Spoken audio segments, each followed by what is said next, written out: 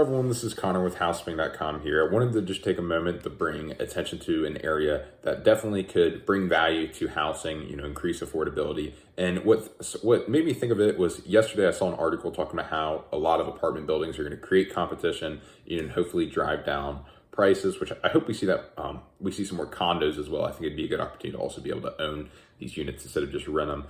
But I wanted to talk about shared living, roommate housing, and if you happen to have a single family property, you're considering about, maybe you're considering either selling it or maybe you might want to rent it out. You either thinking about renting the whole house. Maybe you haven't heard of shared living, but it's essentially like student housing, but with working professionals to where everybody shares the common areas such as the kitchen, living room, the laundry, the washer and dryer. Then they rent out a room in the house. And the biggest thing with that is just making sure everybody meshes, everybody gets along, and it's a good environment for everyone.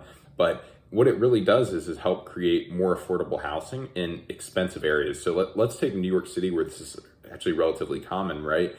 I was looking at apartments.com and they said that the average rent in New York City right now is about $3,800 a month. So that's crazy high. That's crazy high. But once you start breaking it into bits, then all of a sudden, you might have a bit of money left over after your paycheck. It's not all just going to rent, which is, of course is, not good. It's super frustrating if you get a paycheck and then all of it goes to your monthly rent.